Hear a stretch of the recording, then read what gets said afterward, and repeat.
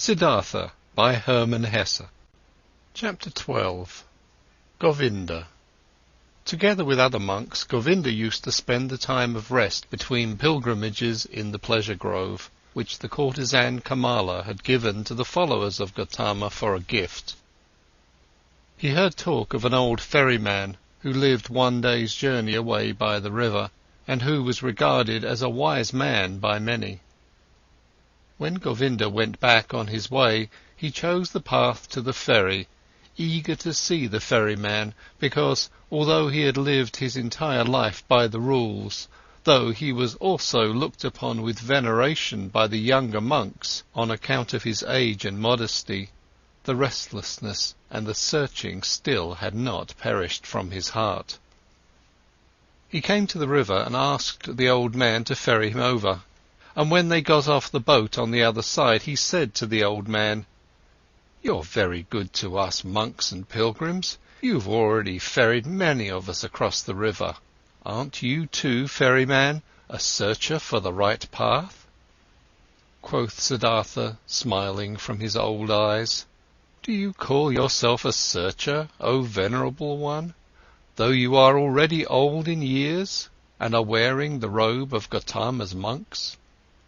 "It's true, I'm old," spoke Govinda, "but I haven't stopped searching. Never I'll stop searching, this seems to be my destiny. You too, so it seems to me, have been searching. Would you like to tell me something, O honourable one?" Quoth Siddhartha, "What should I possibly have to tell you, O venerable one? Perhaps that you're searching far too much, that in all that searching you don't find the time for finding." "How come?" asked Govinda.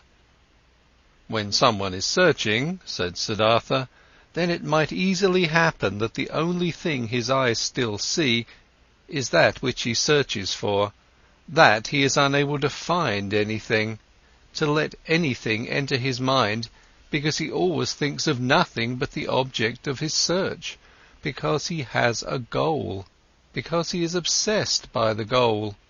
Searching means having a goal, but finding means being free, being open, having no goal. You, O venerable one, are perhaps indeed a searcher, because striving for your goal there are many things you don't see which are directly in front of your eyes." "I don't quite understand yet," said Govinda. "What do you mean by this?" Quoth Siddhartha, "A long time ago, O venerable one, many years ago, you've once before been at this river, and have found a sleeping man by the river, and have sat down with him to guard his sleep. But, O Govinda, you did not recognize the sleeping man. Astonished, as if he had been the object of a magic spell, the monk looked into the ferryman's eyes. 'Are you Siddhartha?' he asked with a timid voice. 'I wouldn't have recognized you this time as well. From my heart I'm greeting you, Siddhartha. From my heart I'm happy to see you once again. You've changed a lot, my friend, and so you've now become a ferryman.' In a friendly manner, Siddhartha laughed. 'A ferryman, yes. Many people, Govinda, have to change a lot, have to wear many a robe. I am one of those, my dear. Be welcome, Govinda, and spend the night in my hut.' Govinda stayed the night in the hut and slept on the bed which used to be Vasudeva's bed. Many questions he posed to the friend of his youth, many things Siddhartha had to tell him from his life. When in the next morning the time had come to start the day's journey, Govinda said, not without hesitation, these words: "Before I'll continue my path, Siddhartha, permit me to ask one more question. Do you have a teaching? Do you have a faith or a knowledge you follow, which helps you to live and to do right?"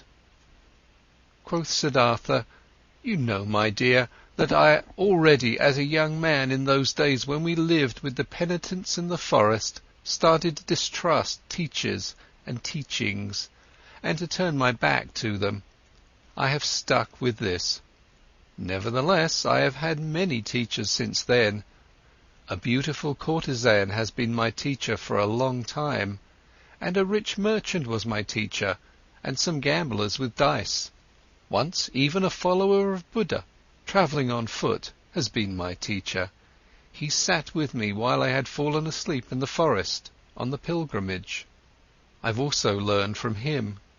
I'm also grateful to him, very grateful, but most of all I have learned here from this river, and from my predecessor, the ferryman, Vasudeva. He was a very simple person, Vasudeva. He was no thinker, but he knew what is necessary just as well as Gotama.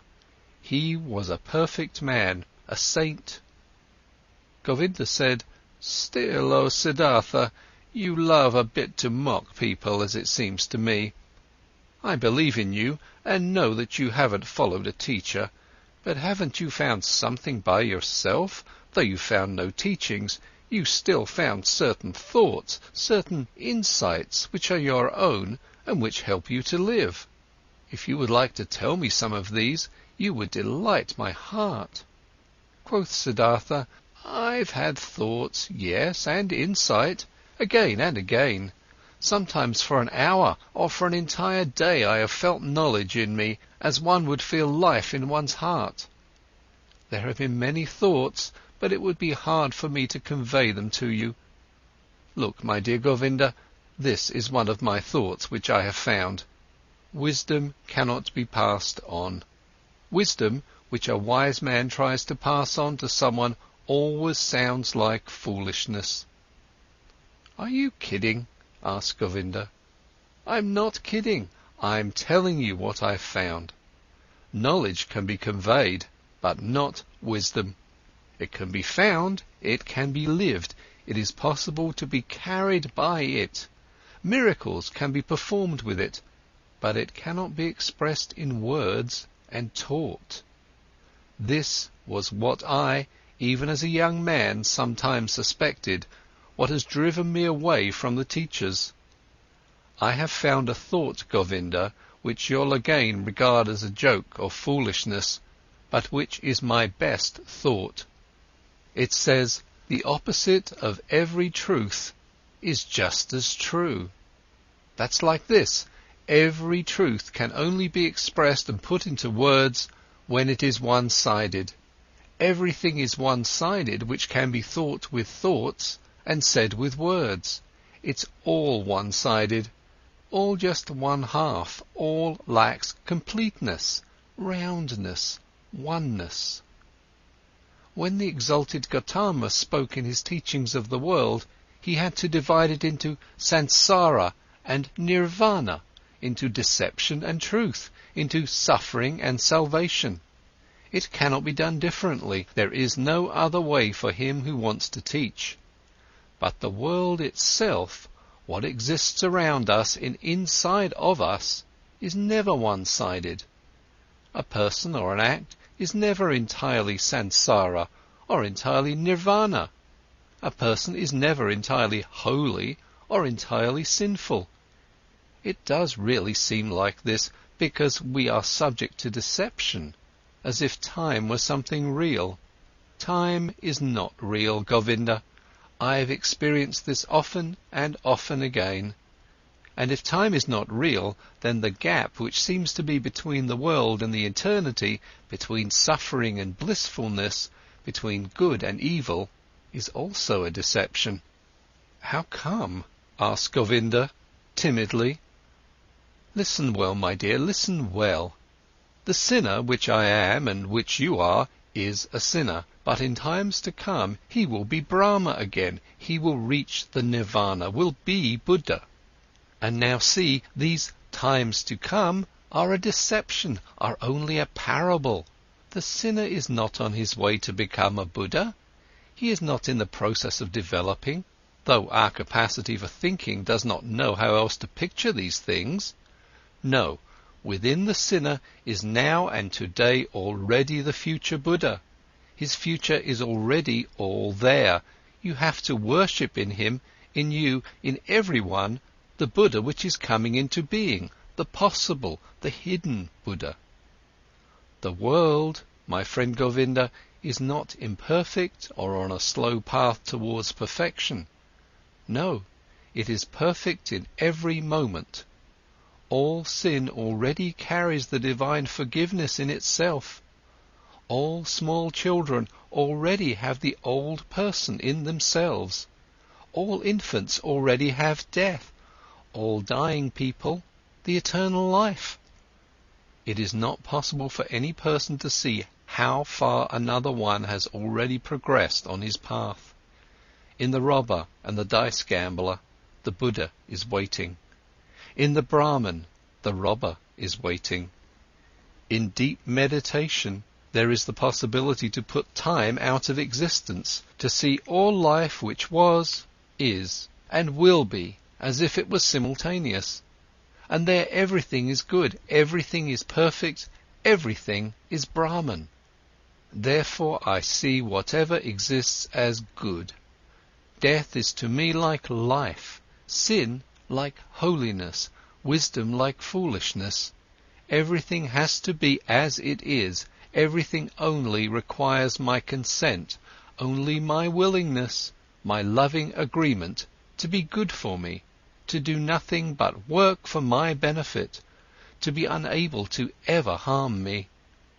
I have experienced on my body and on my soul that I needed sin very much.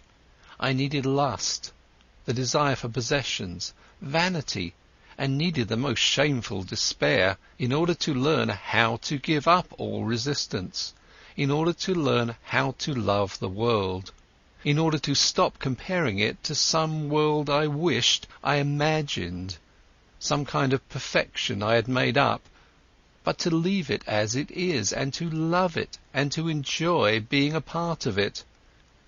These, O Govinda, are some of the thoughts which have come into my mind. Siddhartha bent down, picked up a stone from the ground and weighed it in his hand. This here, he said, playing with it, is a stone, and will, after a certain time, perhaps turn into soil, and will turn from soil into a plant or an animal or human being. In the past I would have said, this stone is just a stone, it is worthless, it belongs to the world of the Maya. But because it might be able to become also a human being and a spirit in the cycle of transformations, therefore I also grant it importance. Thus I would perhaps have thought in the past, but today I think, this stone is a stone. It is also animal, it is also God, it is also Buddha. I do not venerate and love it because it could turn into this or that, but rather because it is already, and always, everything. And it is this very fact, that it is a stone, that it appears to me now and today as a stone, this is why I love it, and see worth and purpose in each of its veins and cavities, in the yellow, in the grey, in the hardness, in the sound it makes when I knock at it, in the dryness or wetness of its surface. There are stones which feel like oil or soap, and others like leaves, others like sand, and everyone is special and prays the Om in its own way. Each one is Brahman, but simultaneously and just as much, it is a stone. It is oily or juicy, and this is this very fact which I like and regard as wonderful and worthy of worship. But let me speak no more of this. The words are not good for the secret meaning. Everything always becomes a bit different as soon as it is put into words, gets distorted a bit silly. Yes, and this is also very good, and I like it a lot.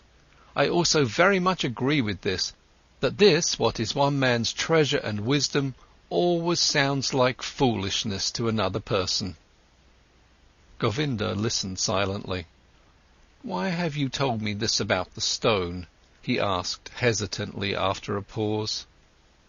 "I did it without a specific intention, or perhaps what I meant was that love, this very stone and the river and all these things we are looking at and from and which we can learn. I can love a stone, Govinda, and also a tree or a piece of bark. These are things, and things can be loved, but I cannot love words. Therefore, teachings are no good for me. They have no hardness, no softness, no colours, no edges, no smell, no taste. They have nothing but words. Perhaps it is these which keep you from finding peace. Perhaps it is the many words. Because salvation and virtue as well, samsara and nirvana as well, are mere words, Govinda. There is no thing which would be nirvana. There is just the word nirvana.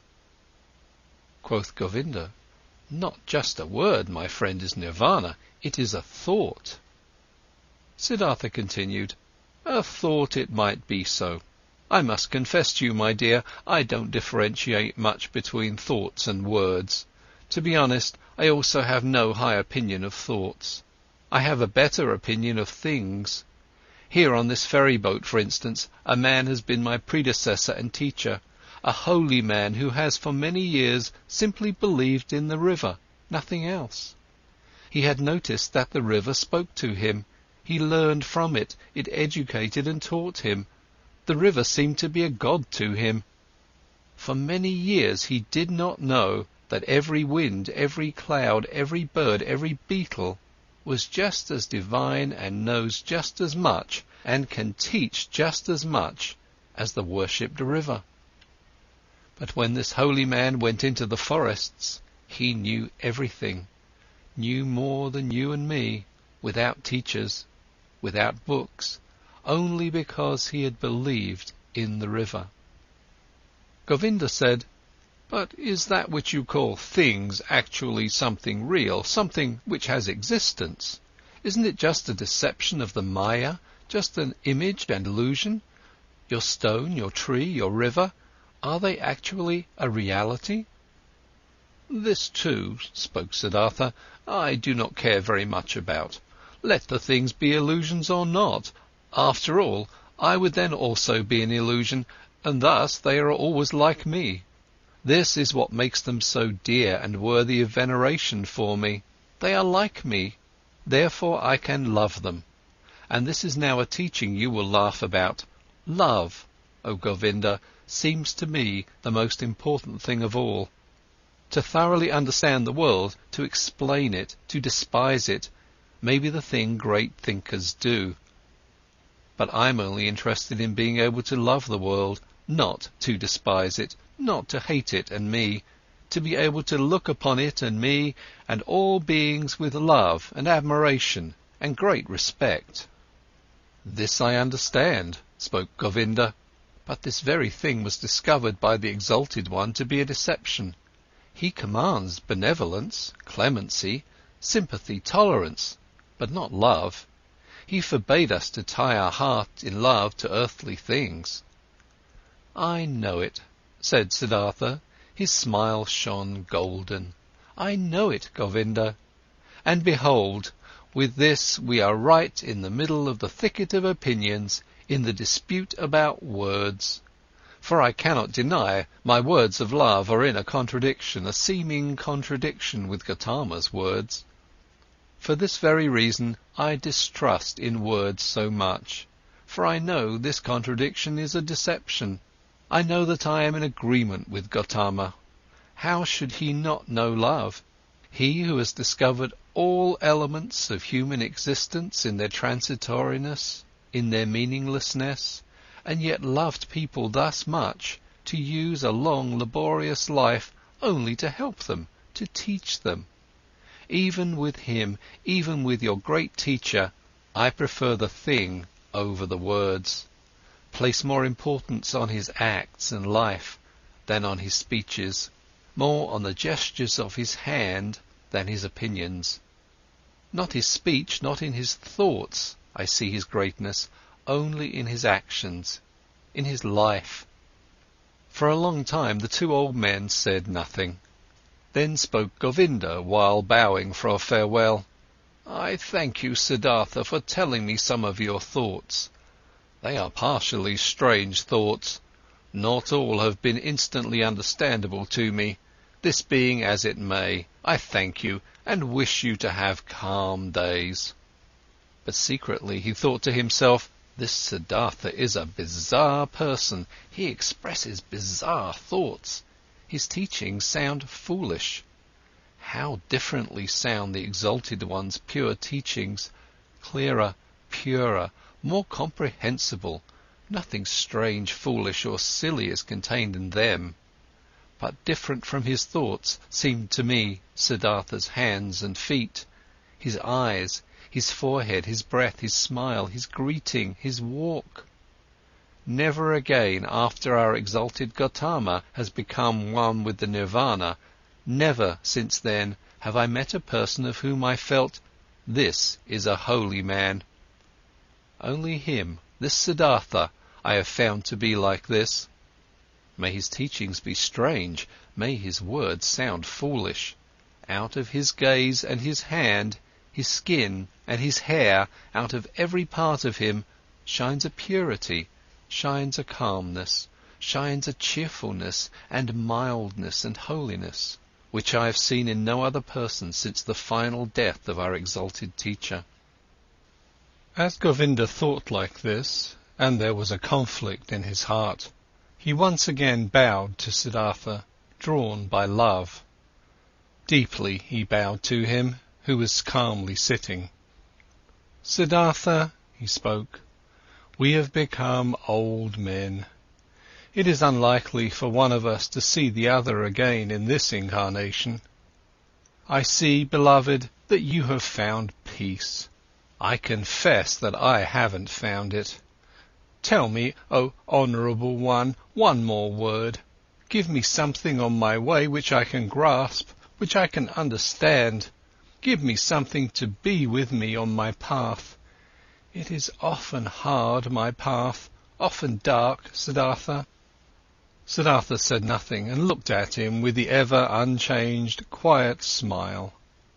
Govinda stared at his face with fear, with yearning, suffering, and the eternal search was visible in his look, eternal not finding. Siddhartha saw it and smiled. "Bend down to me," he whispered quietly in Govinda's ear. "Bend down to me. Like this, even closer, very closer. Kiss my forehead, Govinda." But while Govinda, with astonishment and yet drawn by great love and expectation, obeyed his words, bent down closely to him and touched his forehead with his lips, something miraculous happened to him. While his thoughts were still dwelling on Siddhartha's wondrous words, while he was still struggling in vain and with reluctance to think away time, to ignore nirvana and samsara as one, while even a certain contempt for the words of his friend was fighting in him against an immense love and veneration, this happened to him. He no longer saw the face of his friend Siddhartha.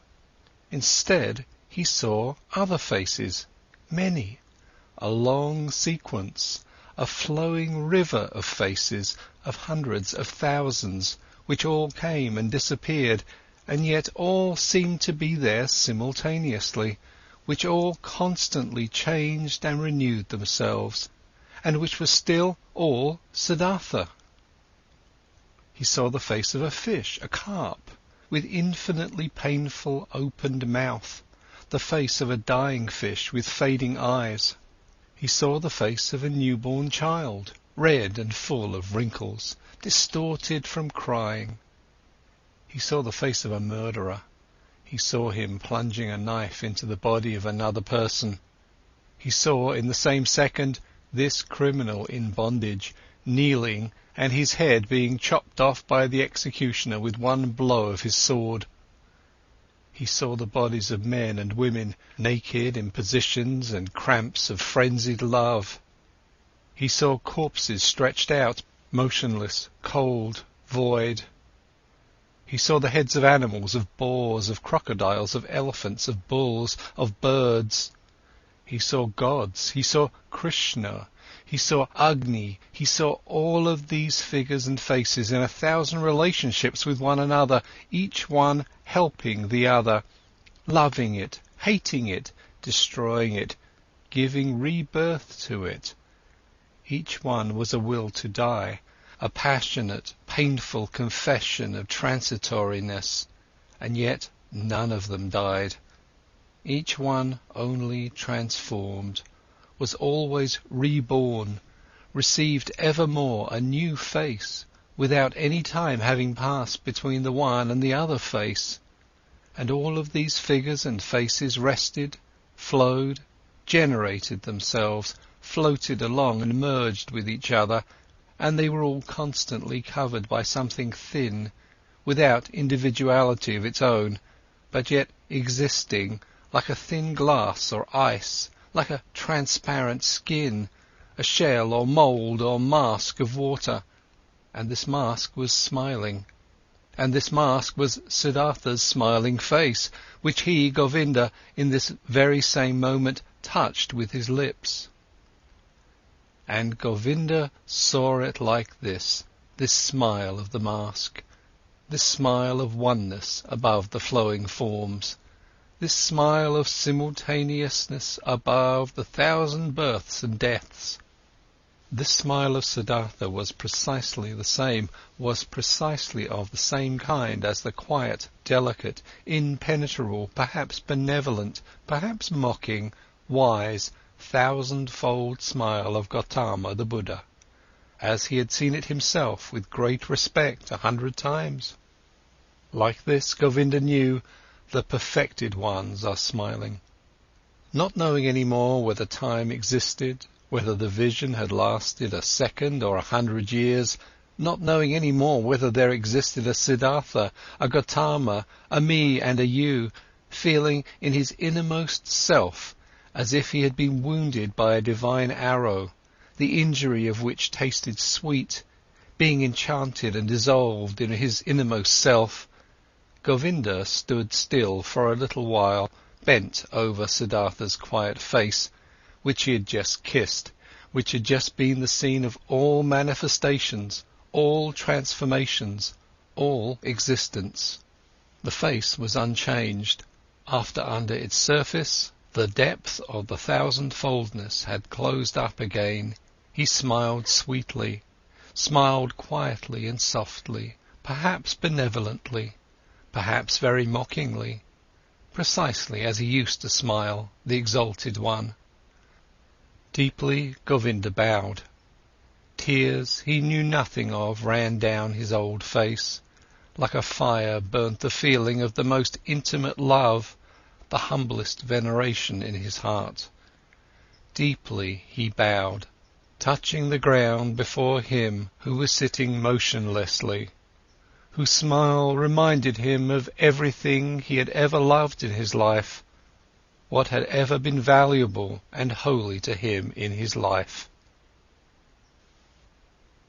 End of chapter 12 and end of Siddhartha by Hermann Hesse.